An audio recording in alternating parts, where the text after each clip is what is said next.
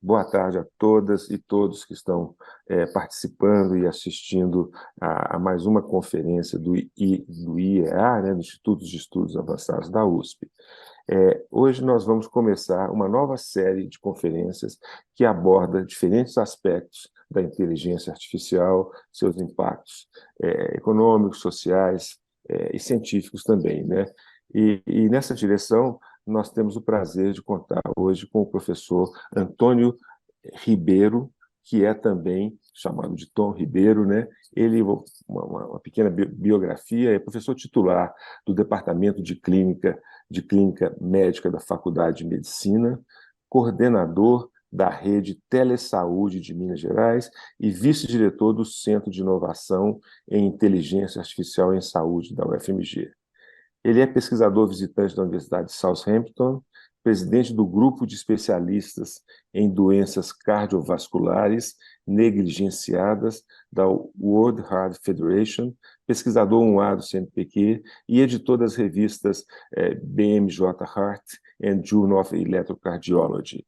Então, nós vamos ter o prazer de ouvir as ideias do professor Tom sobre inteligência artificial e saúde. E para isso eu vou passar, então, para o diretor do Instituto de Estudos Avançados, o professor Ari Plonsky, para fazer as considerações iniciais para a nossa conferência de hoje. Muito obrigado, professor Virgílio. Agradeço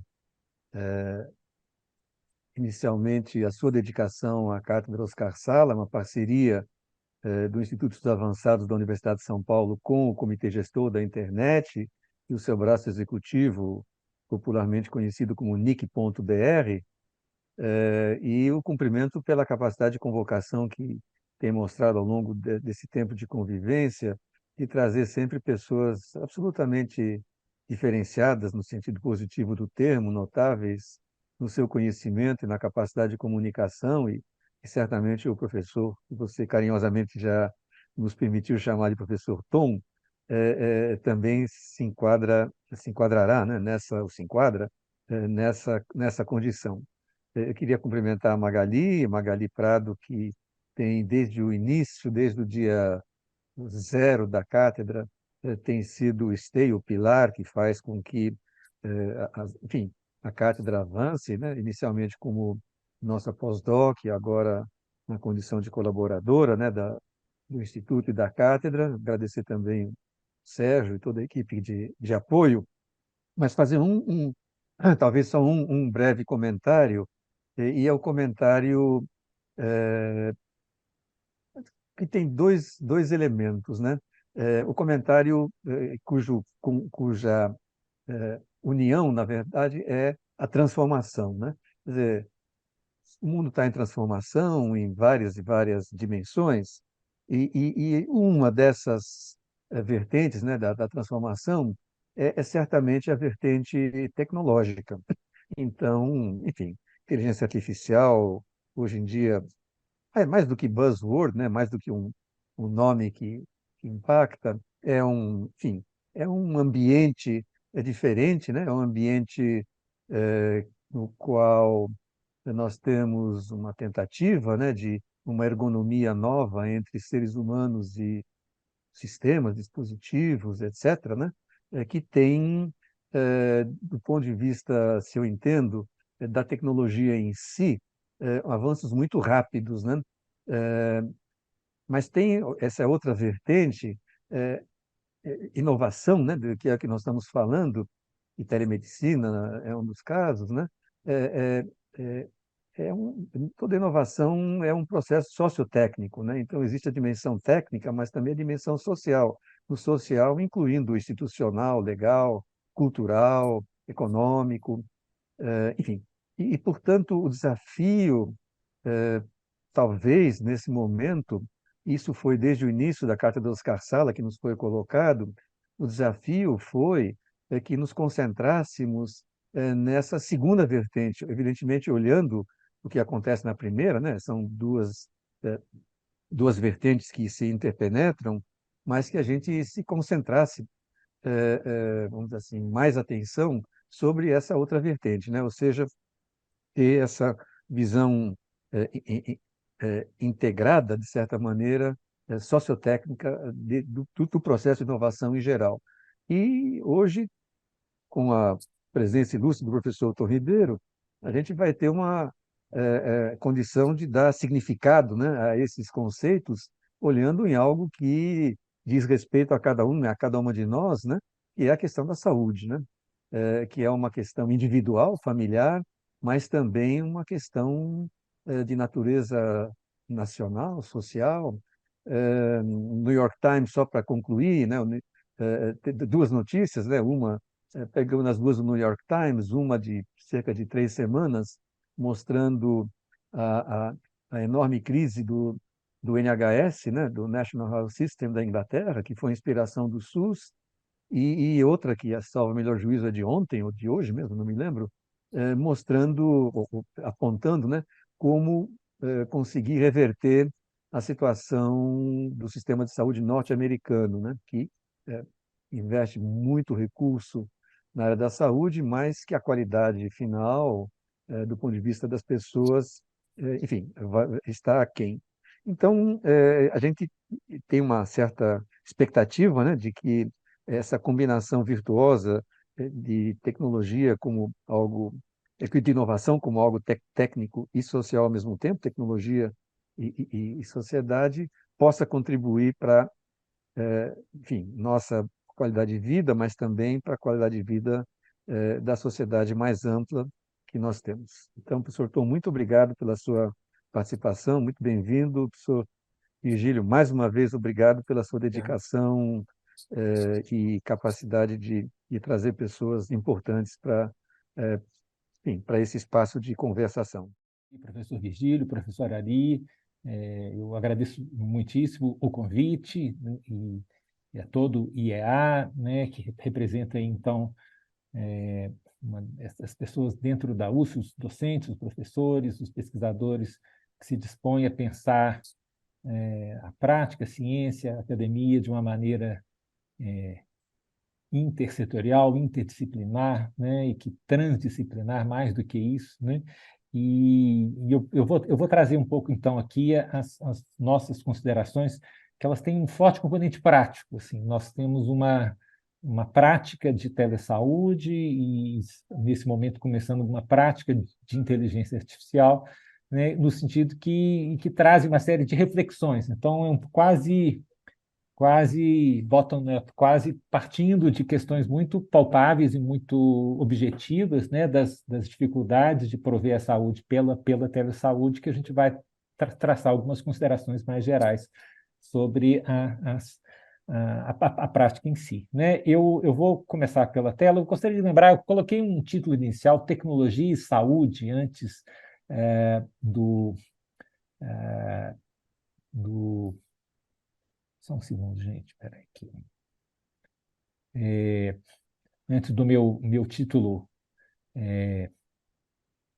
porque eu acho que, na verdade, a medicina e a saúde ela tem essa relação próxima com a tecnologia já há mais de 150 anos, né, de uma forma mais clara, né, e essa relação ela é bidirecional e ela tem uma série de impactos de como a prática de saúde, a prática médica, especificamente, já que eu sou médico, né, ela ocorre. Né? E eu acho que esse momento agora, com a telemedicina e com a inteligência artificial, ela traz novos desafios que vão um pouco além, né, dessas questões iniciais. Né? Todos nós sabemos que para a prática médica você precisa de tomógrafo, de eletrocardiógrafo, de uma sala cirúrgica que tenha toda a tecnologia, mas agora a gente tem algumas coisas a mais, e é isso que eu pretendo abordar aqui. Né?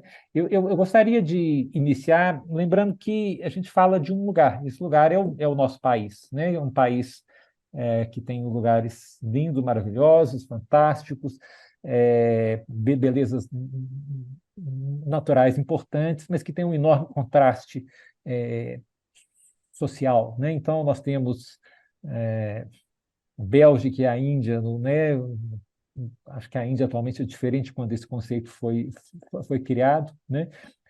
Mas que isso reflete sobre como que a saúde é feita também, né? Como assistência à saúde é feita, né? E essa foto é uma foto que ganhou prêmio, né? Entre Morumbi e Paraisópolis, em São Paulo. Na época, os dados já são meio antigos, né? Mostrando ali a enorme desigualdade entre locais muito próximos aqui, né? Idade média morrer, diferença de quase 10 anos, porcentagem de domicílios em comunidades, em favelas, espera por consulta variando de 75 dias na época para um dia, parece que isso se modificou, a porcentagem também de pretos e pardos, né? Mostrando que a questão racial, a questão social estão intimamente relacionadas à saúde nesse país, que é um dos países mais desiguais do mundo, né? Eu vou falar um pouquinho da onde eu entendo, que é das doenças cardiovasculares, né?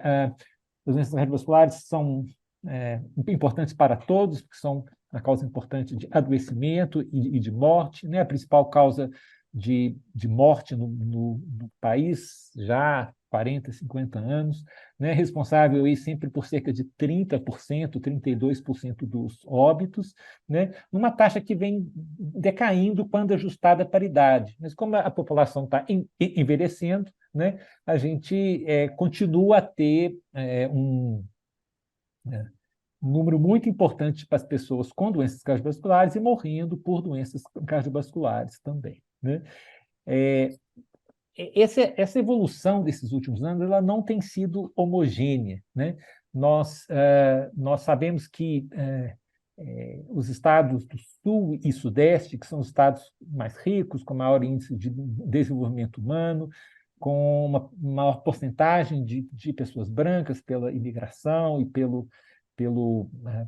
né, eles tiveram uma melhora muito mais acentuada dos índices, né, das taxas de mortalidade cardiovascular ajustadas por idade do que os outros estados do país, especificamente os estados do Nordeste, que se tornaram os campeões os que têm taxas mais elevadas, então, de mortalidade cardiovascular ajustada, mostrando essa associação entre pobreza e maior risco cardiovascular. E isso está relacionado às dificuldades, entre outros, de acesso à saúde, né? Então, uma das questões importantes dentro do SUS, do nosso sistema público nacional, é que, embora seja um sistema muito robusto, muito montado, que as questões de acesso elas são significativas ainda, embora estejam cada vez melhorando, né? Então, nós temos aqui um quadro clássico aí, né, da evolução, da cobertura do programa de atenção primária à saúde, que no Brasil se chama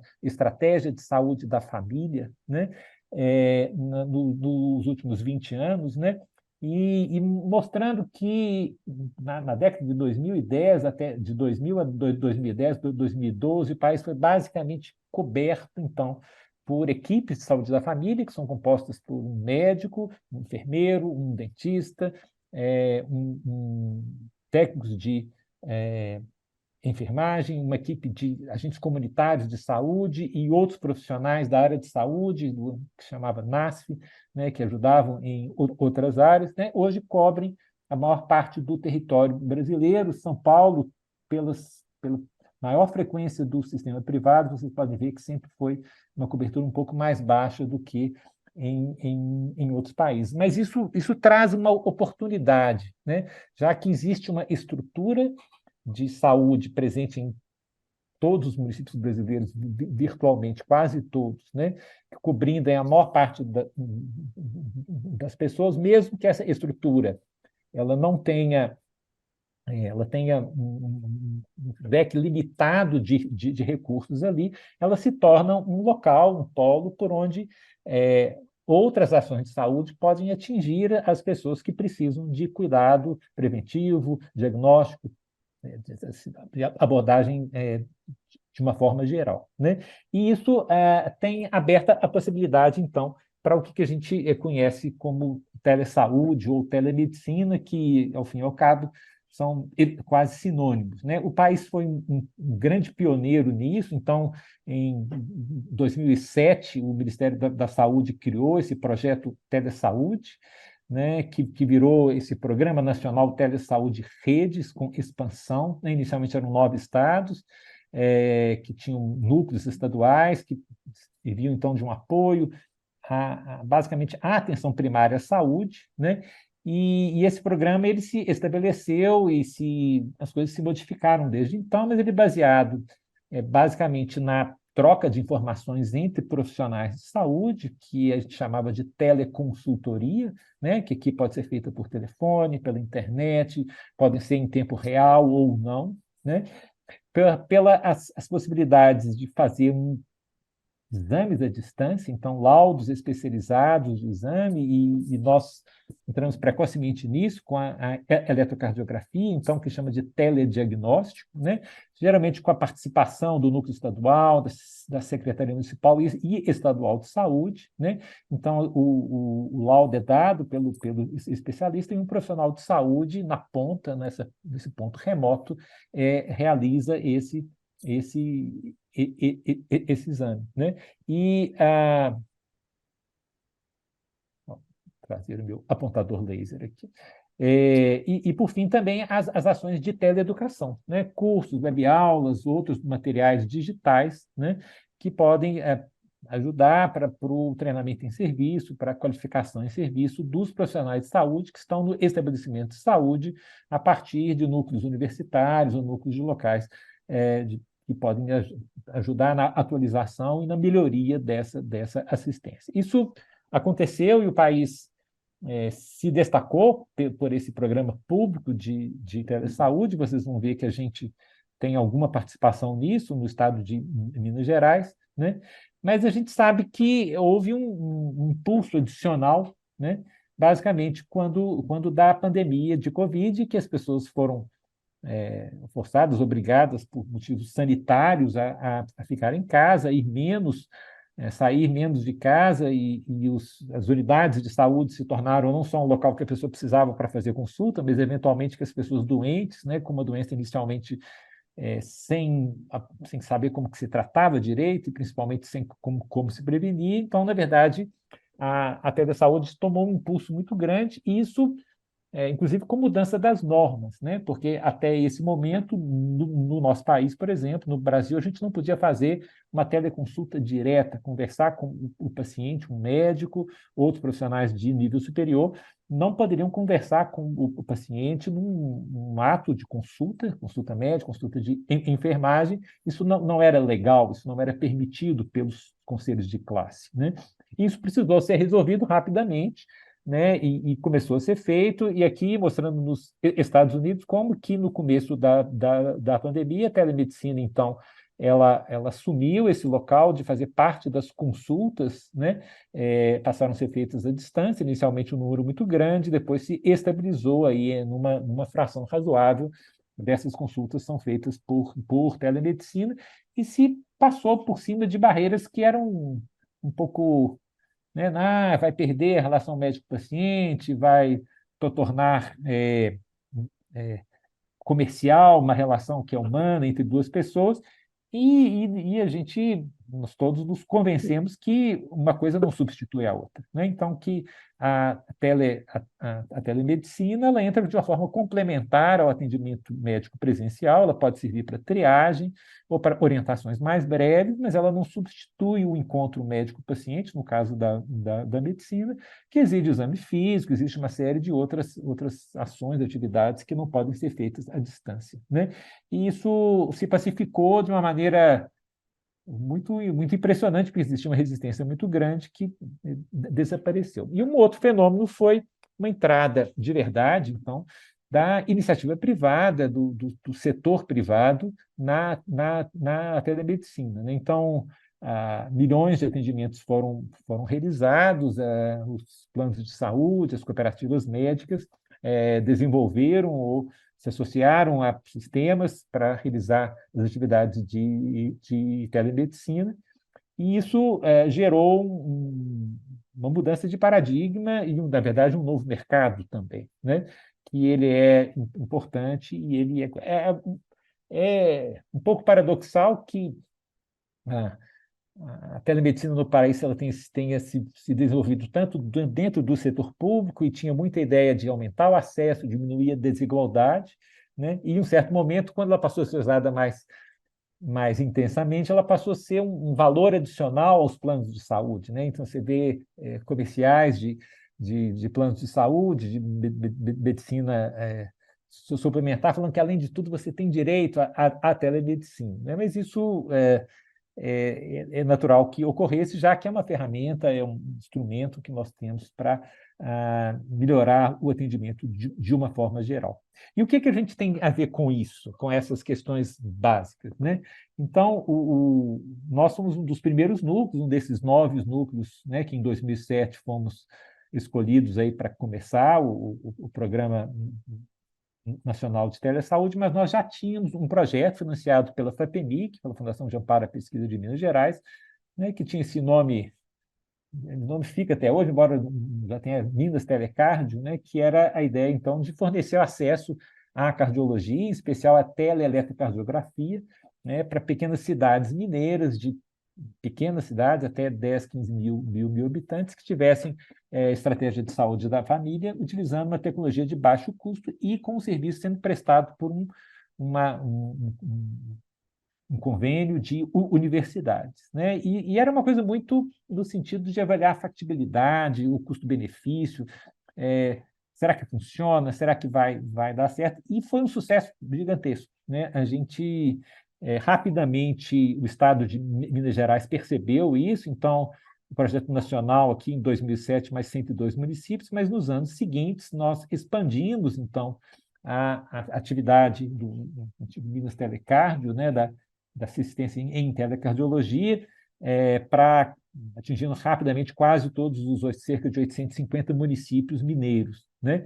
E incorporamos outras universidades públicas na nossa rede, nós dividimos o trabalho de visita a esses municípios, mas também a assistência, ela sempre foi baseada na web, sempre foi descentralizada, então o plantão médico, né, dos cardiologistas poderia estar em qualquer um desses lugares, como funciona até hoje, né?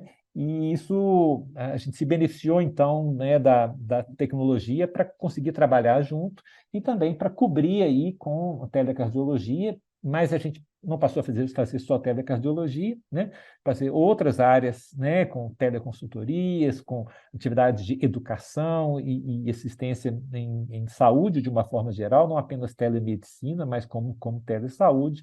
Esse projeto que foi reconhecido na época, a experiência foi a Bia Alckmin, né, que foi a pessoa que coordenou isso, eu tinha um cargo administrativo no hospital, participava, mas quem conduziu foi a Maria Beatriz Alckmin. Essa expansão foi bastante reconhecida, então, né?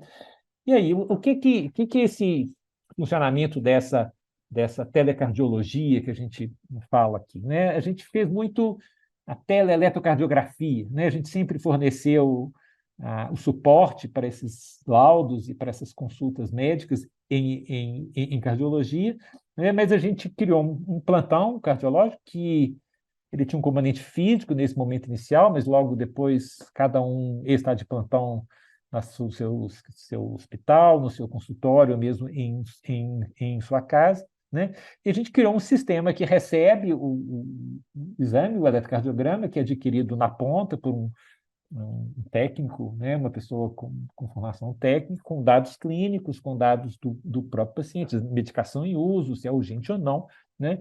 E ele é tratado, então, ele é recebido por servidores centrais que apresentam esse exame para um especialista, dá o laudo, e ele é devolvido pela web, então, para a unidade básica de saúde que solicitou, né?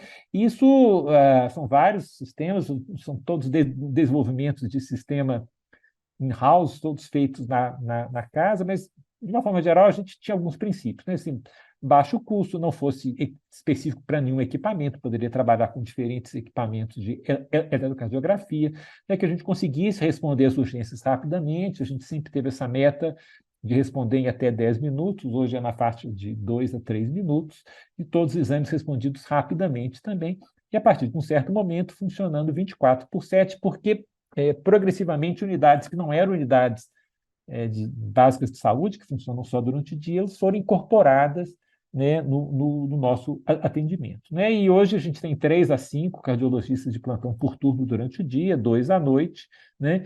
E esse sistema foi sendo aprimorado aí desses quase 20 anos, né?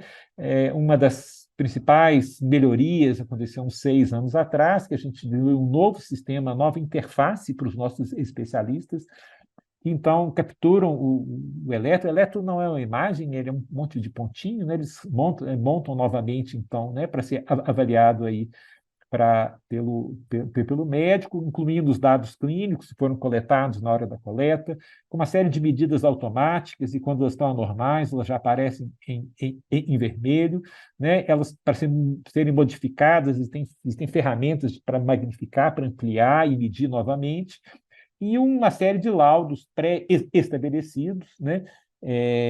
Que podem ser combinados, são editáveis também, mas elas precisam ser compatíveis com essas medidas, garantindo, então, né, que a qualidade, e isso trouxe uma variabilidade muito menor, né, nas interpretações, um erro muito mais baixo também, né, a partir do momento que a gente desenvolveu esse sistema, né?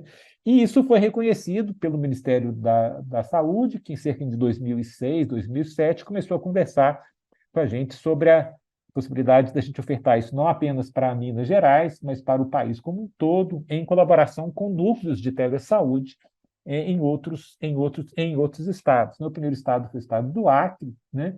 E nós fomos pessoalmente, eu e Bia, na época, né, para implantar, mas desde então nós estamos presentes agora em 12 estados brasileiros, alguns com presença muito marcante, Bahia, Pernambuco, com virtualmente o estado inteiro, indo aqui de Curitiba a Roraima, de Fernando de Noronha ao Acre, então virtualmente em quase toda a extensão. O Amazonas é a próxima fronteira, né? A gente está começando a implantar agora, né? E em muitos desses locais foi a maneira da pessoa realizar o exame sem precisar se movimentar, às vezes, por um dia, né, na verdade, né, ou pelo menos por algumas horas por dia, enfrentar a estrada, pegar o carro, né, porque, embora o aparelho de eletro seja de custo relativamente baixo, e se for no cadastro dos estabelecimentos de saúde, que NES, vocês vão encontrar eletrocardiograma em muitos locais, o que a gente viu é que, mesmo que existisse o eletrocardiograma, as pessoas não conseguiam realizar o exame, você treinava, mas está um rodízio, um turnover de profissionais muito grande, ou interpretá-los, né? Então, isso trouxe uma mudança, e os vários estudos aí de custo-efetividade que foram realizados, né, de custo-minimização, mostraram que quanto mais distante, quanto maior a estrada que a pessoa tem que pegar, né, para realizar o exame, ou para ter um laudo desse exame, maior o benefício que a telesaúde pode trazer, né? Então, hoje são cerca de 6 mil eletros por dia, e hoje, na prática, 1 a cada 10 eletros do país que é feito pelo SUS, ele laudado, ele é realizado pela rede de telesaúde de Minas Gerais, né?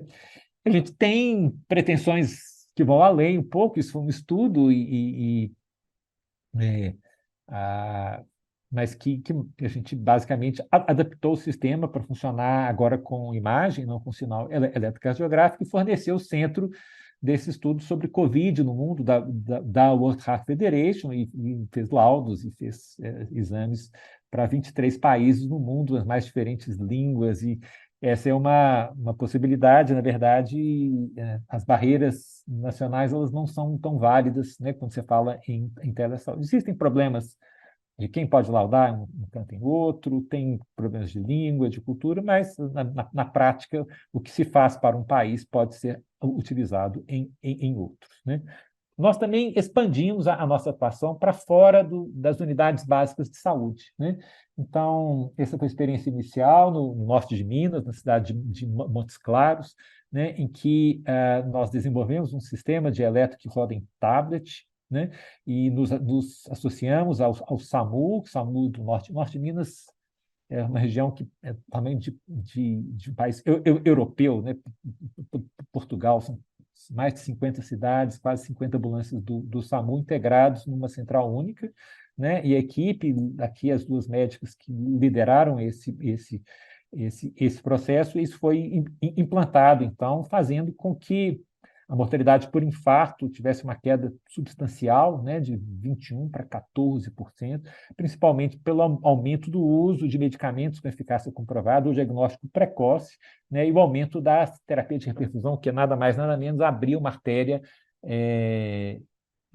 que está obstruída e está provocando o infarto, né? E esse projeto, que não continuou na região por questões de financiamento, se tornou um projeto do Ministério da Saúde, né, para estender, então, esse suporte de telecg e telemedicina, né, para as unidades do SAMU, né, as unidades do SAMU espalhadas pelo país, aí, estado a estado, né, a ideia é que a gente atinja até 450 ambulâncias a seguir. Então, o Telecardiologia começou lá com um projeto relativamente modesto, se expandiu rapidamente para outras cidades, outros estados, né? E também para outros cenários, né? E isso está dentro, então, desse leque de atividades, dessa rede de telesaúde em Minas Gerais, aqui com o HC, o FMG, nessa função né, coordena essas ações das universidades, que incluem ações nas mais diferentes áreas, né? Então, outros métodos em cardiologia, Holter, mapa, ecocardiograma, que é ultrassom do coração, fundo de olho, retinografia, mais recentemente um projeto, né, com um exame ultra importante, que é espirometria, para o diagnóstico da doença pulmonar obstrutiva crônica e da asma, que já está aí com mais de 10 mil exames realizados. Mas a gente foi expandindo também para uma área que é mais próxima até da informática em saúde do que da telesaúde, né? Criando sistema de suporte à decisão para auxiliar, então, profissionais de saúde na tomada de conduta, lembrando de interações medicamentosas, de o que precisava ser feito para cada condição clínica, e eu não vou falar sobre isso, porque não é possível no espaço, mas esses sistemas estão sendo testados agora, né, com financiamento internacional na região do Vale do Mucuri para hipertensão, né, e diabetes, e sempre nessa ideia de ter um serviço junto com a pesquisa, estudos de implementação, de cardiologia, de saúde pública, né, e mais recentemente de inteligência artificial, garantindo a qualidade por auditoria e monitoramento, provendo suporte técnico, né, por ponta de distância, e trabalhando na fronteira da teleeducação das formas mais distintas possíveis, desde as perguntas e respostas das FAQs, os cursos, aulas, livros digitais, até o canal do YouTube, né, que é um canal com 106 mil inscritos, mais de quase 7 milhões e meio de acessos, com aulas simples, como aferir corretamente a pressão arterial, com quase 3 milhões de acessos agora, né? Então, é uma maneira simples também de atingir as pessoas que trabalham em saúde, de treinar, né, de alguma maneira participar da melhoria da qualidade da assistência, né? E a gente tem vários programas e projetos. Eu vou passar para inteligência artificial rapidamente, mas eu queria lembrar só do Covid, né? O Covid também gerou uma transformação para a gente, né? Do jeito que a gente pensava a telemedicina, a telesaúde, e nesse esforço que todos nós tivemos aí de nos adaptar rapidamente, a gente rapidamente criou um sistema, pela primeira vez utilizando um chatbot, né, para entrada, e aí em colaboração com o ISEX, com o professor Wagner Meira, com outros, né, para criar esse sistema, avaliar esse sistema também, né, e um sistema multinível, estruturado, né, que nos permitia, então, avaliar e seguir, né, as pessoas com Covid. Foi aplicada em 2 cidades mineiras, Divinópolis e Teófilo Otoni, né, e na própria UFMG também, que tinha assim, índice de eficiência, né, que a gente conseguia que a maior parte das consultas, a gente começava a consulta, continuava o monitoramento até a alta, né, e encaminhava para a atenção primária, para a unidade de emergência, dependendo dos achados, né? Então, nessas ligações, nessas teleconsultas ou ligações telefônicas, dependendo do caso, e isso trouxe um benefício muito grande do ponto de vista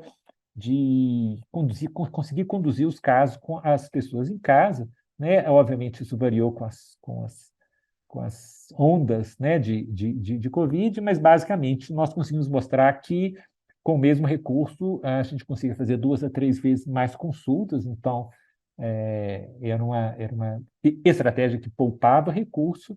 E quando a gente avaliando nas bases do SUS, né, o sistema a Telecovid conseguiu prevenir a hospitalização de uma forma significativa, né? Sem ter diferença de mortalidade entre um grupo e outro, né? Aqui, a professora Clara e a professora Milena, que participaram ativamente, né, do BOT e da organização e coordenação do sistema como um todo, né?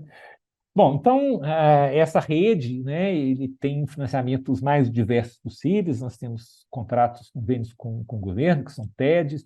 Minas Gerais financiou boa parte das ações iniciais, Prefeitura de Belo Horizonte em algum momento, Assembleia de Minas. A gente é uma unidade vinculada à Rede Nacional de Pesquisa, a ENP, né, a RUT, né, e somos um hospital EBSER, e a gente capta recurso de todas as fontes que a gente pode, né? Então, a gente tenta obter recursos para pesquisa, para tentar resolver os problemas que a gente encontra na assistência à saúde e tentar incorporar isso e seguir na prática clínica. Isso são recursos nacionais. A FAPESP é uma das cofinanciadoras aí do Centro de Inteligência Artificial em Saúde, que eu vou falar. A FAPEMIG, o grande parceiro local, mas financiadores internacionais também, né? E essas parcerias internacionais, a Telesaúde facilita, né? Então, elas estão espalhadas pelos diferentes continentes, sempre muito Estados Unidos, e Inglaterra e Europa, né? Mas chama atenção o interesse que os países africanos têm, né? Peru e os países africanos têm em telesaúde, os dois de língua portuguesa, Angola e Moçambique, né? E com projetos pilotos mesmo, né? De telecardiologia, né? Começando a funcionar, a Etiópia também de uma forma avançada, né? E a possibilidade, então, de colaboração tanto com o norte, né, do norte desenvolvido, como o sul-sul, né, que é uma outra possibilidade importante que a telesaúde traz, né? E essa ideia de que é possível fazer isso baseado na universidade, né, que a universidade ela se presta a isso, né? E a gente respondeu uma chamada da FAPEMIG, desenvolveu um sistema para atender a questão da alta mortalidade cardiovascular e baixo acesso aos exames, né? E conseguiu financiamento depois do CNP, que é a FINEP, né? Nos financiou quanto ao sistema que a gente usa, né? A gente implantou nessas cidades, expandiu isso para cerca de 1.300 cidades, né? Passou a ser financiado pelos gestores de saúde, mas isso gerou base de dados e que nos levaram à segunda parte da nossa palestra, que é a questão da inovação a partir da inteligência artificial, que precisará ser testada de novo para ser incorporada dentro da prática clínica. Isso tudo com teses de doutorado, mestrado, alunos de iniciação científica, né, apresentação em congresso, relações com outras universidades, uma atividade tipicamente acadêmica, né, e a gente espera também que isso aqui gere produtos que possam ir para o mercado, que a gente possa seguir em frente, né? E aí a gente começou a falar de inteligência artificial, e eu falaria da inteligência artificial como um dos trending topics, né, dentro da própria telemedicina. A telemedicina, como ela adquire a informação toda a partir de uma forma digital, ela gera grandes bases digitais, e essas bases digitais elas são o começo, então, né, para a aplicação de técnicas de inteligência artificial, que eu ouso falar na frente do Virgílio. Então, é um conjunto grande de técnicas que inclui árvores de decisão, outras regras lógicas, e o aprendizado de máquina, que usa técnicas estatísticas que podem ser melhoradas com a experiência, e o deep learning como um subtipo, né, de machine learning, de aprendizado de máquina, que treinam ele mesmo, que são end-to-end, né, de uma forma geral. Eles recebem o dado mais bruto e eles podem gerar até o final. Eu não sou, embora seja o vice-diretor do Centro de Inteligência Artificial, eu continuo sendo em saúde, né? Eu sou mais do em saúde do que da parte técnica em si, né? Mas vale lembrar que isso só é possível porque a gente teve uma melhoria dos métodos, da capacidade de armazenamento, do poder computacional, que gerou, e com a enormidade de dados que existem na saúde, com os dados dos prontuários eletrônicos, das fontes do governo, dos surveys, das farmácias, da companhia de seguro, dos planos de saúde, dos sensores, os devices que a gente usa, celular, essas coisas, a gente tem uma grande quantidade de dado, e isso, então, facilita a possibilidade do uso dessas informações para melhoria do diagnóstico, da avaliação clínica dentro da saúde, né? E como que a gente se inseriu nisso, né? A gente criou um grupo, né, que tinha esse nome CODE, que era um nome que já dava uma ambiguidade, né, mas Clinical Outcomes in Digital Electrocardiology, né, que nós pegamos, então, organizamos essa base de dados, aprovamos o projeto, né, no COEP, todo mundo que se envolveu com os dados assinou, e os TCODs, pareamos essa base de dados com as bases públicas de mortalidade e de hospitalização, mortalidade para Minas e hospitalização, né, para Belo Horizonte, né?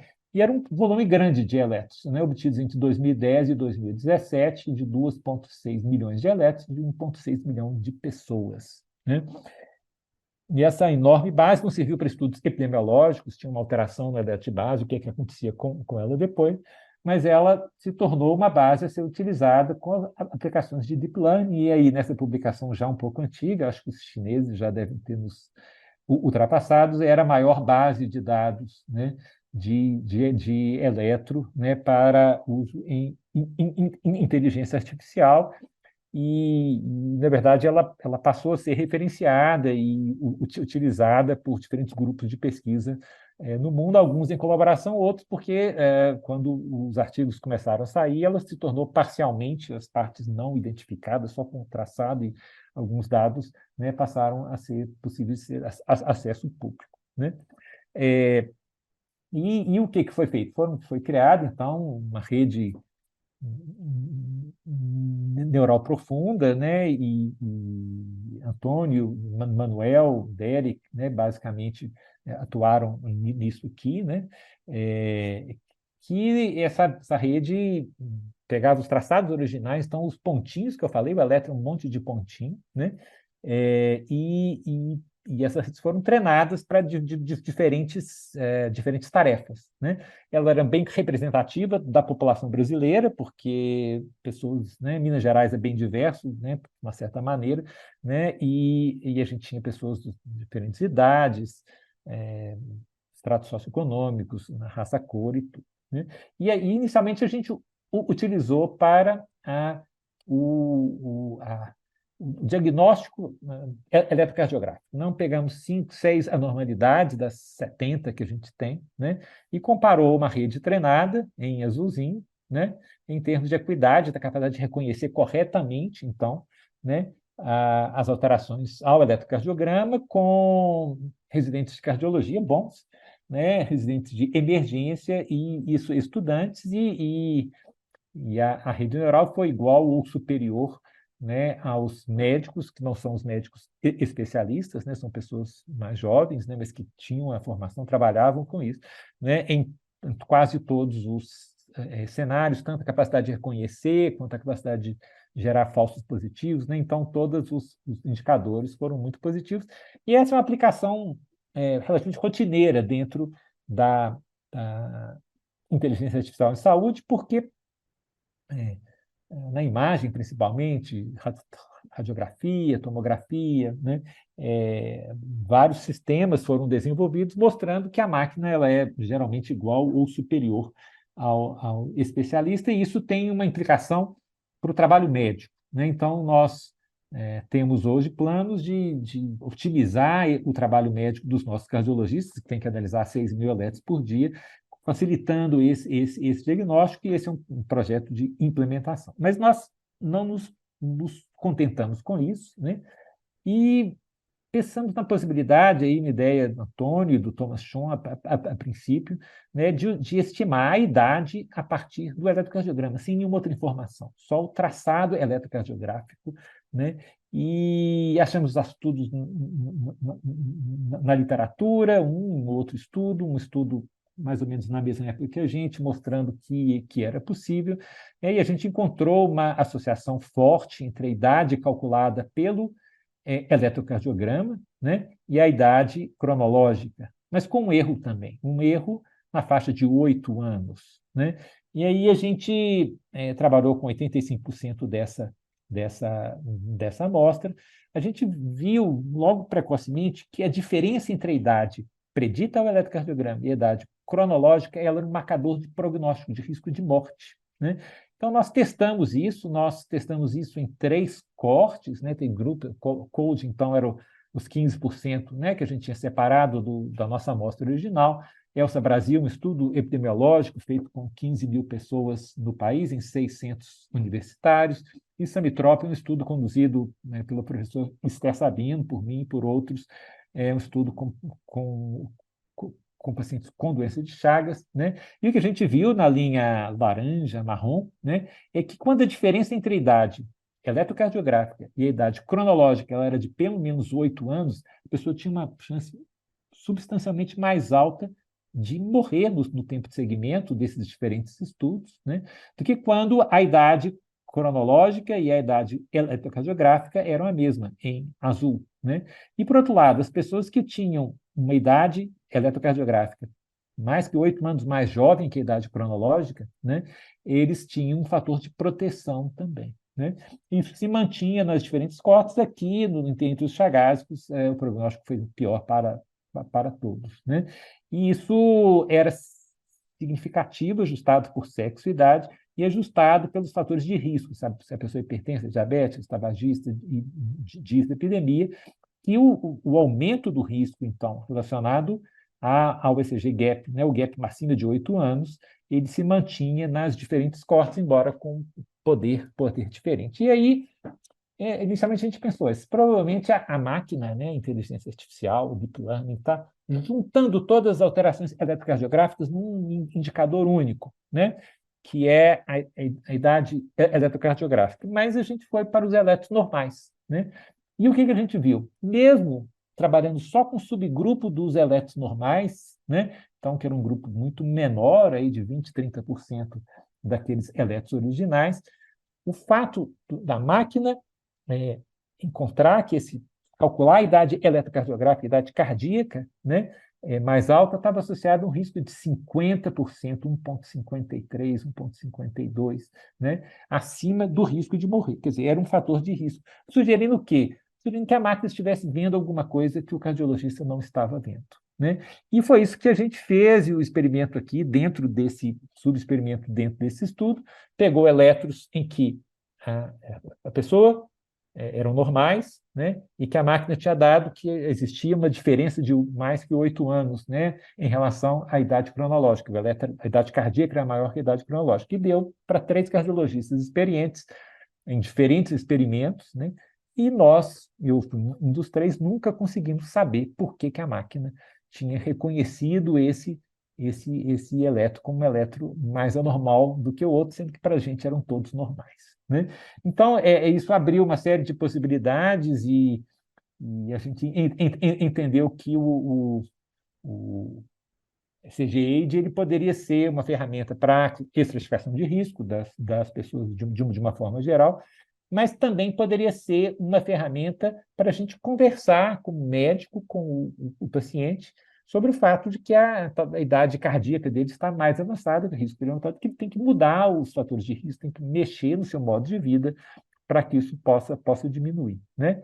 E esses dados foram validados já algumas vezes fora, talvez a mais importante dessa, na corte de Framingham, né? A Boston University com o Instituto de Saúde americano conduzem essa corte, a corte de Framingham, que é uma cidadezinha ao lado de Boston, né, já há 70 anos, então é a corte mais antiga que a gente tem, né, ativa, né, talvez a mais tradicional, e o Hong Kong, junto com a Luísa Brant, que é daqui, né, encontraram exatamente a mesma condição, aplicando o algoritmo que foi desenvolvido aqui na UFMG, na corte de Framingham, encontrou que aqueles que tinham o ECG gap, né, aumentado, a idade cronológica, a idade cardíaca mais velha do que a idade cronológica, mantinha esse risco, com hazard ratios, com riscos, né, não de 50%, mas de 20%, o que é mais ou menos esperado quando a gente transfere um algoritmo de um lugar para o outro, ele frequentemente perde parte da sua potência,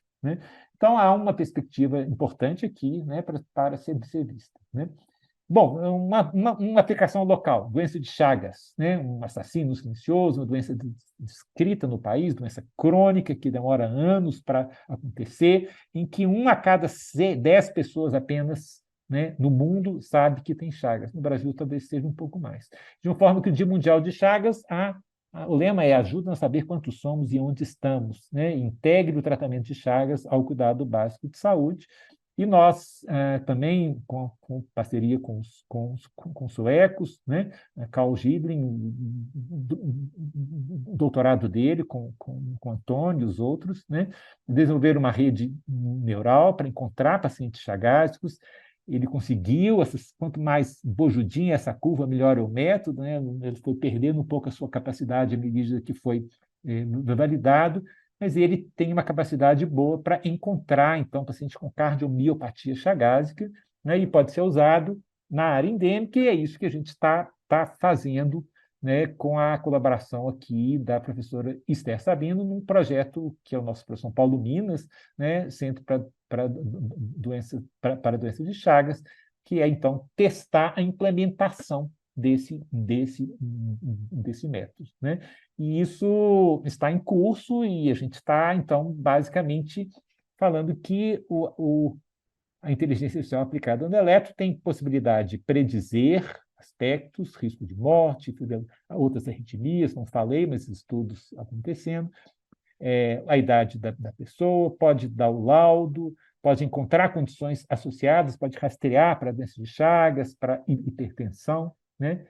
Mas que o desafio, nesse momento, é transformar isso em prática, né? Então, muito bonito nas cortes, muito bonito nos modelos, mas esse mostrando aqui a DeepMind, da Google, né? Começou com modelos de validação, né, do diagnóstico automático da retinopatia na retinografia, mas apesar de estudos pioneiros e grandes desenvolvimentos, né, a utilização na comunidade médica ainda não é a que a gente esperava, né? Então, tem muito hype na inteligência artificial de saúde e ainda poucos usos práticos, né? E isso depende da implementação, né?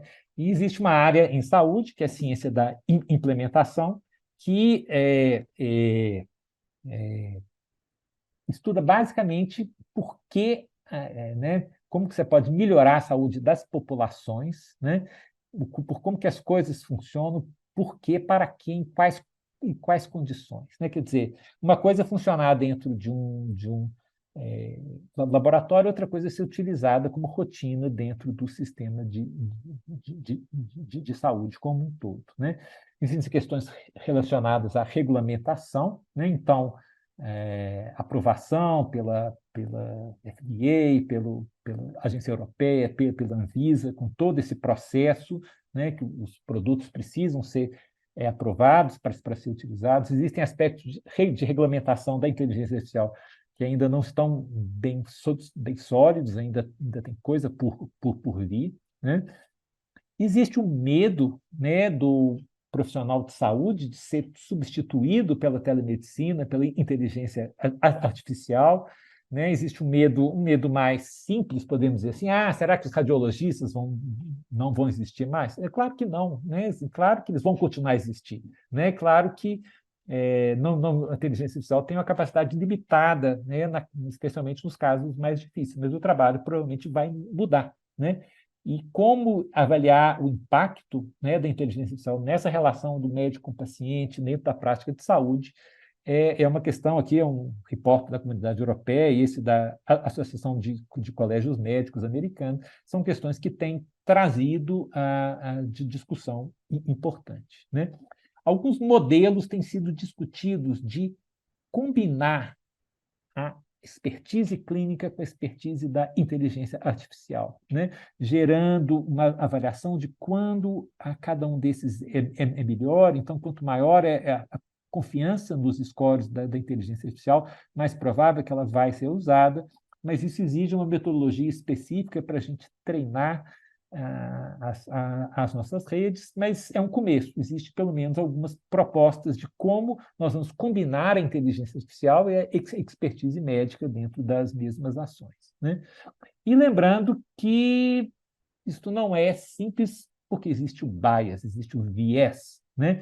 E aqui são trabalhos clássicos sobre viés de raça em medicina, no cálculo, na fórmula que a gente utiliza para avaliar a função renal, gerou vários artigos nessa revista, que é a nossa referência, New England, né? Porque existia uma fórmula que corrigia para a raça, e no final das contas, quando ela fazia isso, né, ela atrasava o transplante e a diálise dos pacientes afrodescendentes, né? Então, há uma grande controvérsia sobre isso, ou mesmo quanto a equipamentos médicos que tinham a capacidade de avaliar a saturação de oxigênio, os oxímetros, eles obtinham medidas menos precisas nas pessoas de raça negra do que as pessoas brancas, né? Então, tem milhões de questões referentes aos vieses, aos bias, dentro de como os dados são adquiridos, como que eles são testados e como eles são aplicados, né? Que a gente vai ter que dar conta disso, né? E isso leva a um conceito que eu ouvi desses dois, a princípio, professor Virgílio e professor Meira, de a gente trabalhar com uma inteligência artificial responsável, né? Em que essas aplicações, modelos, dados sejam submetidos ao crivo da ética, de valores humanos, da regulação, da explicabilidade, da transparência, responsabilidade e da segurança, né? E aí eu vou finalizar aqui, né, com o nosso Centro de Inteligência Artificial em Saúde, que é onde eu espero que a gente consiga abordar essas dimensões todas que estão aqui, né? O centro ele é constituído por pesquisadores de diferentes universidades, liderados pela UFMG, com potenciais empresas parceiras. Hoje a Unimed que está atuando com a gente. Ele tem projetos nas mais diferentes áreas, ele está em curso, ele trabalha com todo o espectro de atenção à saúde e inteligência artificial, e ele pode nos ajudar a tratar as questões que estão surgindo, né, a partir do uso da inteligência artificial na saúde de uma maneira ética, responsável, de maneira centrada no paciente, no usuário, no bem-estar das pessoas, e não apenas na otimização do trabalho como um todo, né? Só lembrando que cada uma dessas ações, o Centro de Inteligência Artificial tem 180 pesquisadores, o CODE sempre foi uma ação multidisciplinar, né, de pessoas da área clínica, da área de ciência de dados, né, e que o Centro de Inteligência é de um esforço de muitas pessoas, né, que estão envolvidas, docentes, funcionários, que mostrado aí, na verdade, é um trabalho de muita gente, de muitos locais também, né? Era isso. Obrigado, Virgílio, e passei um pouco, mas não demais do meu tempo programado. Muito obrigado, Tom, por essa magnífica aula que você nos trouxe aqui, misturando resultados práticos, né, uma longa experiência na área médica e as possibilidades da inteligência artificial, né? Talvez o professor Ari queira fazer uma pergunta inicial. Eu também tenho perguntas, e a Magali tem outra pergunta ali. Tá bom? Então, bom, primeiro eu queria cumprimentar efusivamente o professor Tom Ribeiro, tanto pela sua apresentação magistral, mas eu fiquei muito impressionado com a latitude e a profundidade das ações que o professor Tom descreveu. Meus parabéns, eu fiquei realmente comovido. Eu acho que a palavra é essa, né? É uma coisa e feita, né? Vamos dizer assim, enraizada numa universidade pública, né? Então, meus parabéns efusivos. Na verdade, curiosamente, acabei de escrever faz na parte da manhã um artigo lá para o Jornal da USP, que o título é Vai Fundo, né? Que é justamente sobre os DEEPs, né? Deep Tech, Deep Learning, Deep Neural Networks, etc. De maneira que eu fiquei assim fascinado também por ver vamos dizer assim, significado concreto que está sendo apresentado. Eu teria, na verdade, nem bem uma pergunta, mas eu teria vamos dizer assim, só uma questão que eh, se o professor, em algum momento, pudesse vislumbrar isso vamos dizer assim, eh, em, em, em, deixa eu colocar assim, em outras áreas da saúde, né? Porque ele naturalmente colocou a área de cardiologia. A pergunta, seu objetivo é essa. A telemedicina, inteligência artificial, na área da cardiologia, ela vamos dizer assim, um primus inter pares, ou de fato isso está também acontecendo, né? Em outras áreas do grande desafio da saúde. Mas, outra vez, muito obrigado e parabéns. Eu que agradeço, e sim, eu tenho um viés cardiológico, né, pela minha meu background, podemos dizer assim, né? Eu ainda sou um cardiologista ativo, embora só dentro do ambiente universitário atualmente, né? É, e, mas sim, a teledermatologia avançada e inteligência artificial também extremamente ativa no reconhecimento das lesões de pele, né? Basicamente no reconhecimento de lesões malignas, né? Tem muita coisa, né? A teleradiologia, que é um mundo à parte, né? Um mundo muito mais caro que o nosso, porque as imagens são mais pesadas e as estruturas são mais pesadas. A gente escolheu a telecardiologia, tinha essa possibilidade, era tudo muito de custo muito baixo, né? Assim, então, isso facilitou muito a difusão pelo sistema público, né? Mas a teleradiologia, com milhões de avanços e outras áreas também. Eu tenho desenvolvimento muito grande na questão de predição de duração de internação, necessidade de internação, de otimização dos leitos dentro de um hospital, né? Então, a predição de eventos adversos em saúde pública, isso tudo faz parte do foco ali, né, do Centro de Inteligência Artificial, mas a gente tem algumas áreas que a gente está atuando, outras a gente conhece. Essa medicina mais personalizada, que ainda é uma promessa, né? Ainda é uma coisa que todo hipertenso usa o mesmo medicamento, mas certamente os mecanismos são um pouco diferentes e talvez exista alguma coisa. Então, tem muito por vir, né? Eu acabei apresentando que a gente faz, porque eu acho mais agradável, se sente mais seguro de falar do que você está fazendo do que você leu, né? Ouviu fazer, né? Muito obrigado. Só uma nota de rodapé, se me permite, professor Virgílio, é só comentar que no Ministério da Saúde, na gestão atual, há vamos dizer assim, uma potencialização grande da área digital, que é a secretária que cuida disso, é a professora Ana Estela Haddad, né, que é do nosso instituto. Então, Sim, sem dúvida. Ela tem conhecimento. Nós a visitamos é, precocemente em fevereiro. Ela vem a Belo isso, Horizonte agora, né, isso, em setembro, e a gente está próximo. E, na verdade, o Ministério acabou de renovar, hum, fez esse projeto do SCG, que é financiado completamente pelo Ministério da Saúde. E esse processo está em renovação, não só em renovação, como expansão. Expansão hoje, assim, está implantando no estado do Amazonas, que sempre foi um pouco o nosso sonho de consumo, entre aspas, né? Porque a telesaúde é quão mais útil, quão mais distante for o polo remoto, né? claro. E realmente o estado do Amazonas ainda agrega essas condições assim né, de acesso difícil. Então, a gente acha que a gente pode fazer mais diferença. Já teve TeleCG, tem telesaúde no estado do Amazonas, mas agora está se integrando à mesma rede, né? Obrigado e parabéns mais uma vez. Obrigado aí por suas observações, né? A Magali tem uma pergunta para passar também, e eu tenho outra aqui comigo. Bom, agradeço, Tom, pela excelente explanação.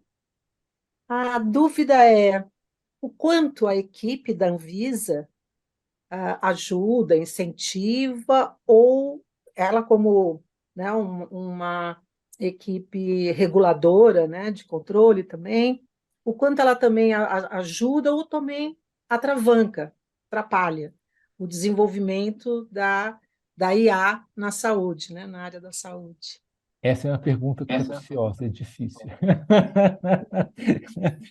Na verdade, nós nunca tivemos problema com a Anvisa, e a gente trabalha com equipamentos certificados, mas nós não temos ainda todo como talvez o Virgílio saiba mais do que eu sobre isso, né? Eu sou um fã das agências de controlam né, as agências sanitárias, né? E aí porque elas evitam os excessos e elas permitem com que as coisas tenham um padrão, né? Tem um padrão mínimo para serem utilizados. O efeito colateral são os processos, né? De aprovação de produtos e coisas que podem ser demorados, e isso, né, tem tanto com aspectos técnicos, né, da necessidade de avaliação, como aspectos burocráticos mesmo, né, de fluxo, demanda e oferta de serviços ali dentro da coisa. Nós não tivemos problemas até agora, né, já colaboramos com a Anvisa em alguns aspectos e a gente espera que possa ter, né? Mas a gente tem que a regulamentação ela é sempre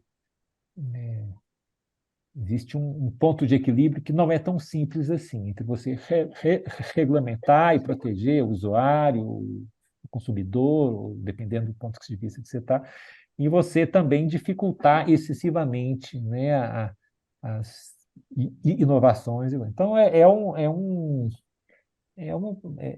uma questão sensível, podemos dizer assim, né? Obrigado, Obrigada Magali. pela resposta. Então, eu tenho algumas perguntas aqui, mas eu vou te fazer uma pergunta também que, após essa sua magnífica conferência, né, fica claro que você é um híbrido, né? Você é tanto médico e também é um especialista nas áreas tecnológicas, né? A minha pergunta para você seria o seguinte: como levar esse modelo TOM para outras faculdades de medicina e como preparar os médicos para terem essa capacidade de trazer as novas tecnologias digitais para a medicina e para a prática, que é que você mostrou?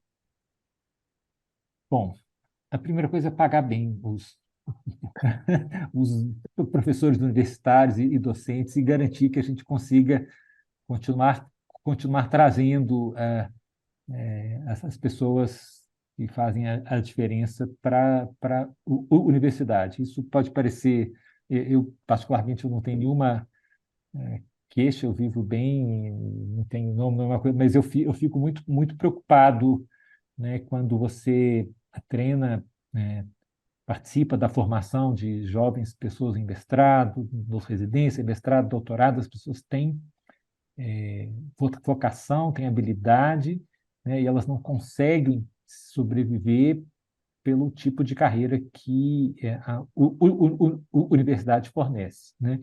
E isso tem acontecido comigo com uma certa frequência, e eu não posso falar nada, né? Porque uma pessoa que entra no início de carreira, mesmo DE para um médico sempre foi uma coisa mais difícil, mas se não é, são valores risíveis, né? Que são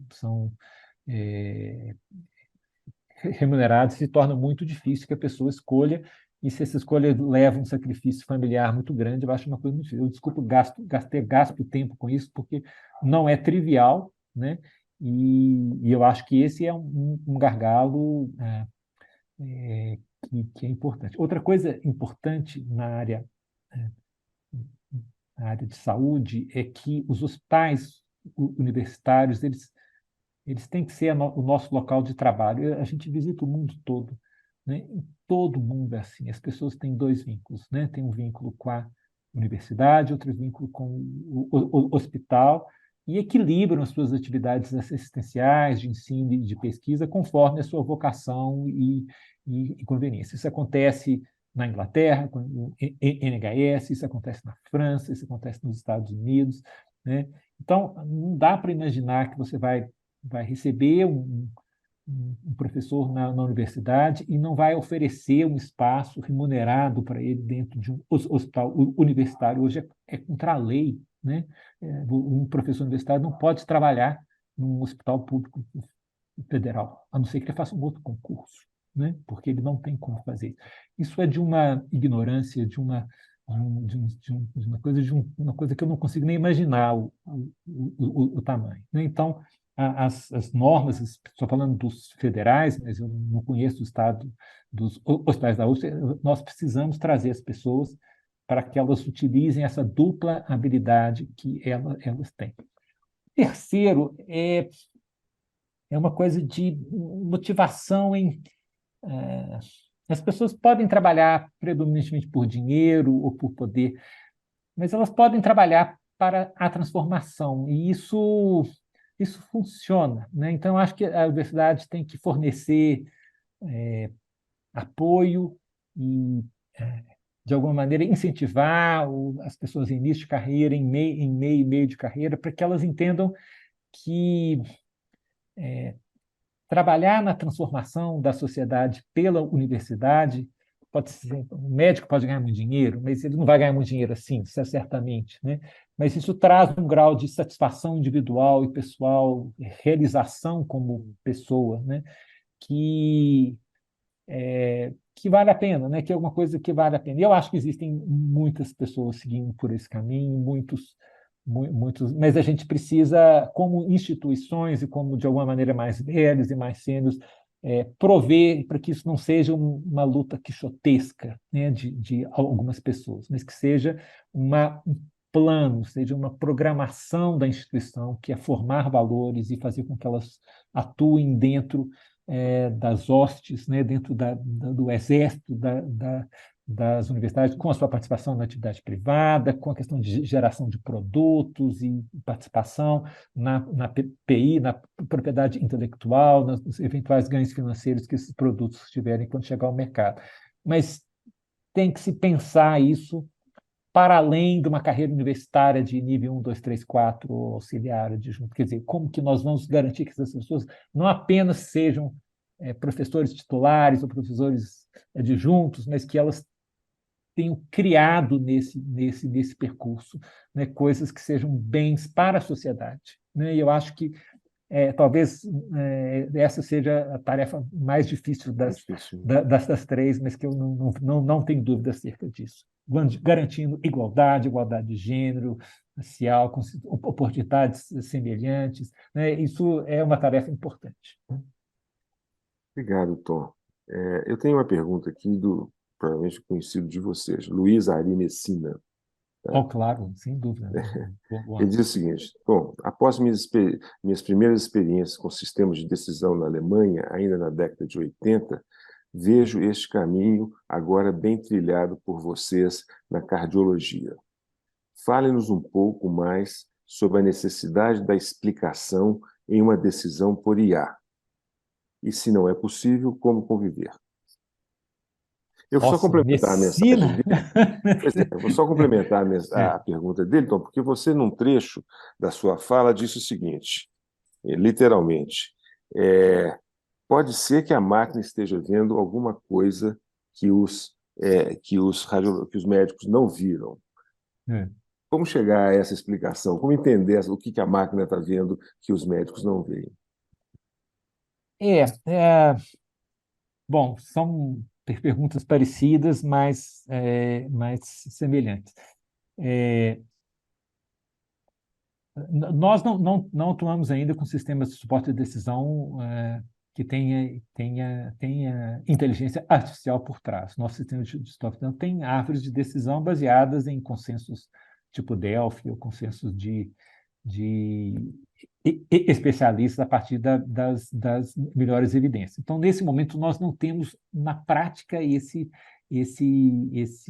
problema. Vamos ter muito rapidamente, à medida que a gente incluir o IA nos sistemas da telesaúde, né? E a questão da explicabilidade, ela é um problema com faces distintas, né? Nós nos habituamos a tomar decisões com métodos que nós sabemos apenas como funcionam em tese. Vou dar o exemplo da ressonância magnética. Todos os médicos usam ressonância magnética. Todos sabem que alguma coisa dos spins, as células que são alinhadas. Ninguém, ou só alguns radiologistas, os radiologistas sabem exatamente o que acontece ali, né? Então, o que importa para a gente, né? Qual a acuidade, como é o erro, né? O que gera o erro, como eu posso evitar isso, né? Falam que os cardiologistas são os ortopedistas da clínica, são os pragmáticos da medicina interna, né? Talvez a gente seja um pouco pragmático, né? Mas a gente tem trabalhado isso com o professor Meira, e as questões da explicabilidade, elas são importantes, né?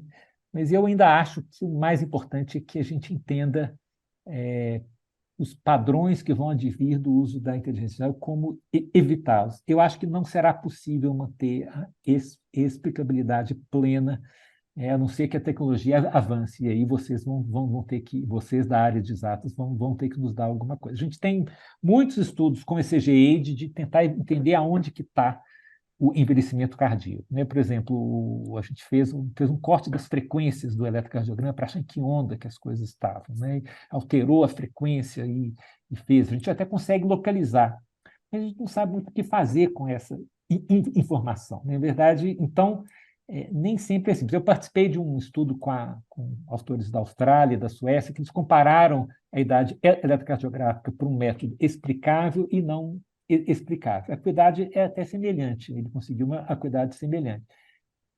E ele mostra lá o que influenciou, mas a gente não sabe o que a pessoa vai fazer com aquele dado que ele teve também. Então, a explicabilidade, ela é importante para você entender o que está acontecendo, mas não necessariamente ela ela gera uma ação, né? Então, o meu lado pragmático, assim, para mim é mais importante saber se isso funciona bem e se não funciona, por que não funciona bem, do que saber, caso a caso, qual o motivo que levou àquela decisão, né?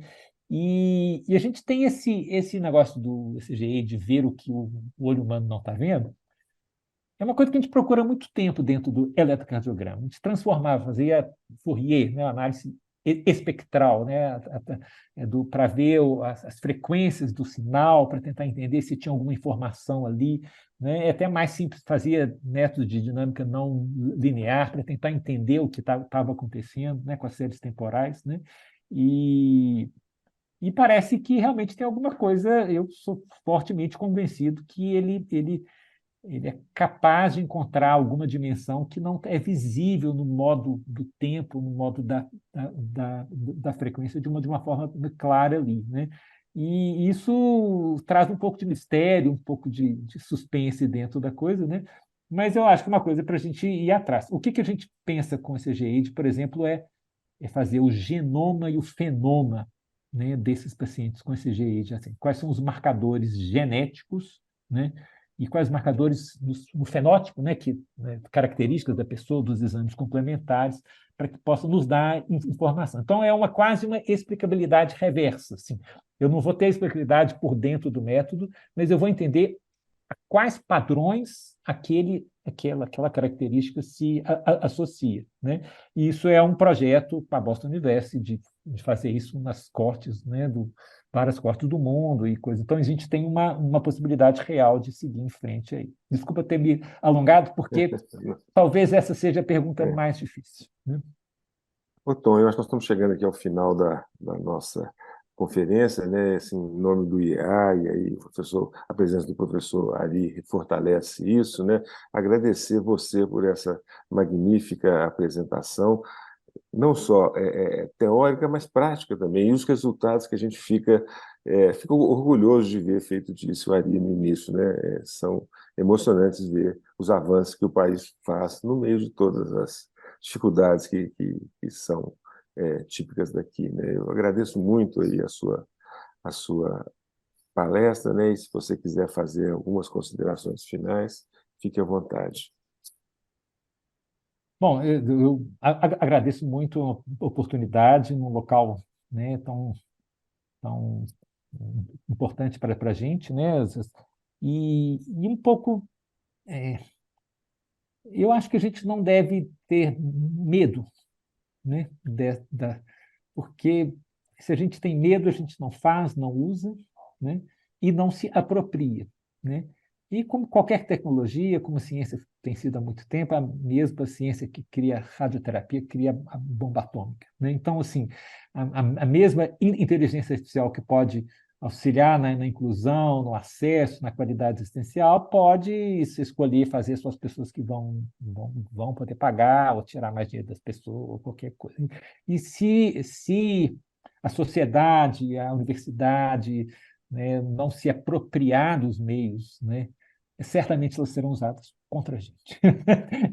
Isso eu não tenho dúvida nenhuma. Né? Então, eu acho que a gente tem que se despir um pouco dos preconceitos, ter clareza dos temores, mas não deixar de se apropriar das tecnologias e das coisas que estão aparecendo, porque é a única maneira delas serem utilizadas para a comunidade, para a sociedade como um todo.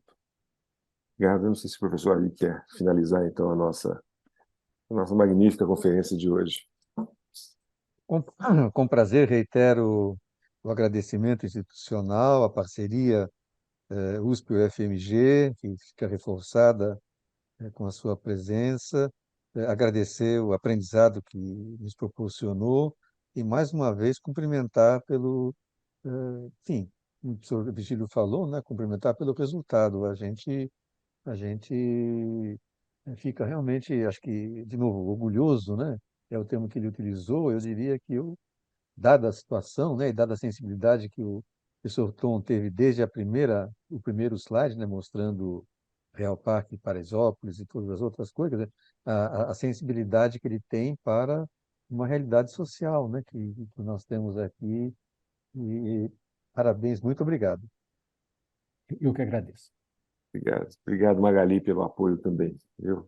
Boa tarde a todos aí, gente. Obrigado. Bom fim de semana. Obrigada pela palestra, Tom. Ok, Obrigado. obrigado, gente. Tchau, tchau. Obrigado.